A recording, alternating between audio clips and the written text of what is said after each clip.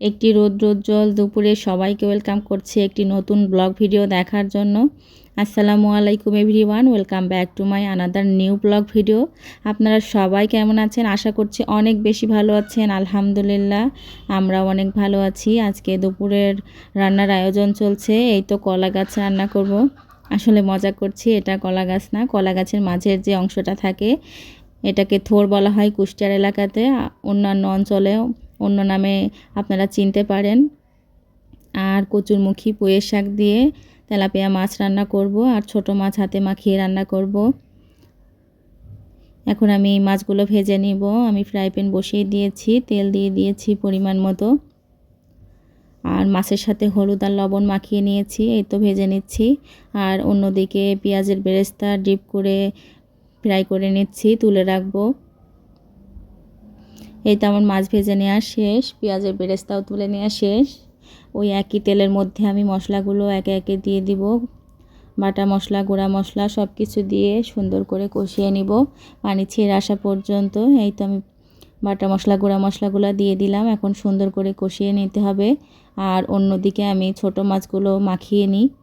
এই তো ছোট মাছ দিয়ে দিলাম, আর দিয়ে দেব বেশি পরিমাণে পেঁয়াজ কুচি। আমি ছোট মাছে বেশি পরিমাণে পেঁয়াজ দিই আর একটু বেশি পরিমাণে তেল দিই, তাহলে মজা হয়। এই তো গুঁড়া মশলা, বাটা মশলা দিয়ে দিলাম। এখন দিয়ে দিব লবণ আর পরিমাণ মতো তেল।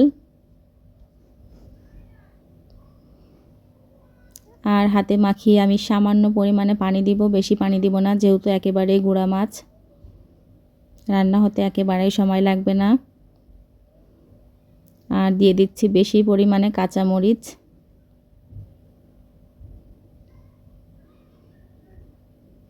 আর অন্যদিকে আমার কচুরমুখী আর পুঁইয়ের শাক কষিয়ে নেওয়া হচ্ছে। এই তো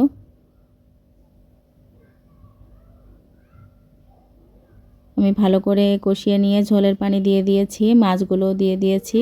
আর এখন থোড় ভাজি করে নিব। পেঁয়াজ কুচি আর রসুন কুচি দিয়ে দিলাম বেশি পরিমাণে। এটা ভাজি করতে অনেক বেশি পরিমাণে তেল লেগেছিল, তবে অনেক মজা হয়েছিল খেতে। আমি একেবারে লাস্ট পর্যায়ে কাঁচামরিচ অ্যাড করেছিলাম। এই তো আমার রান্না বান্না কমপ্লিট। দুপুরবেলার কচুরমুখী দিয়ে তেলাপিয়া মাছ, থোড় ভাজি আর ছোট মাছ হাতে মাখিয়ে রান্না। দুপুরবেলাতে আসলে এক তরকারি দিয়ে কেউ খেতে চায় না, তাই 2টা বা 3টা করাই হয় রেগুলার। আর বিকালবেলা জারিনের বাবা মাছ ধরছিল, আমি যে পাশে যে একটু ভিডিও করছিলাম, আমি ভাবলাম কতই মাছ পেয়েছে, যে দেখি একটাও মাছ পাইনি।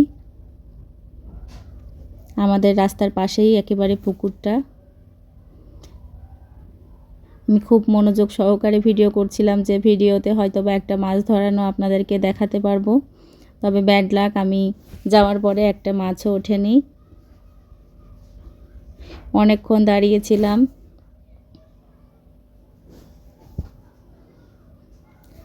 জারিনের বাবা বলছিল তুমি আসাতে মাছ বাচ্ছে না, কি আর করার, অনেক দুঃখ নিয়ে চলে যাচ্ছি, আর দাঁড়াবো না, মাছের ভিডিও আর করব না। আমাদের পুকুরের পাশেই জবা ফুল গাছ আছে, আমি জবা ফুল গাছ দেখছিলাম আর হাতে তুলে কিছু ছবি তুলছিলাম। এই তো জবা ফুল গাছ। আর পরে ভিডিও ক্লিপস নেওয়া হয়নি, আমি বিকালবেলা থেকে যে শুরু করছি। জারিনের দাদু আমাকে একটা পেয়ারা নিয়ে এসে দিয়েছিল। আমাদের বাগানে অনেকগুলো পেয়ারা গাছ আছে, লাল পেয়ারা, ছোট ছোট দেশি জাতের, তবে পাখি আর কাঠবিড়ালি খেয়ে নেয়, মানুষ আর খেতে পারে না। এই যে একটা পেয়েছিল, এনে দিল, বলল কেটে খাও, আমি কেটে নিলাম। এই যে ভিতরে লাল ছিল, অনেক মজা পেয়ারাটা। আর সন্ধ্যার নাস্তায় নুডলস রান্না করেছিলাম। পেঁয়াজ কাঁচামরিচ কেটে নিয়েছি আর পানি বসিয়ে দিয়েছি। 2 প্যাকেট নুডলস রান্না করব, যেহেতু বাড়িতে ফ্যামিলি মেম্বার অনেক কম, তাই 2 প্যাকেটেই হয়ে যাবে। এই তো আমার নুডলস সিদ্ধ করে নেওয়া শেষ প্রায়। এই যে আমি ফ্রাই প্যান বসিয়ে দিয়েছি, পরিমাণ মতো তেল দিয়ে দিলাম, আর এখন পেঁয়াজ আর কাঁচামরিচ দিয়ে দিচ্ছি। আমি শীতকালে যখন নুডলস রান্না করি তখন একটু সবজি দিয়ে থাকি, আজকে আর সবজি ছিল না, তাই পেঁয়াজ আর কাঁচামরিচে দিয়ে দিয়েছি। একটু ব্রাউন হয়ে ভাজা হলে আমি ডিম দিয়ে দিলাম, আর একটা মশলা এখন দিয়ে দিচ্ছি। এই তো নুডলসও দিয়ে দিলাম। এবার সুন্দর করে মিশিয়ে নিতে হবে, আর একটু অল্প পরিমাণ রান্না করলেই শেষ। আর শেষ পর্যায়ে আমি আরেকটা মশলা দিয়ে দিচ্ছি। আমি নুডলসের মধ্যে ফুলকপি দিই, আবার গাজর দিই, যখন যে সবজিটা থাকে দিয়ে দিই, মজা হয় বেশ খেতে। এই যে কিছু ছবি তুলছিলাম, সবাইকে খেতে দিয়ে দিলাম। আমি শসাও কেটে নিয়েছিলাম।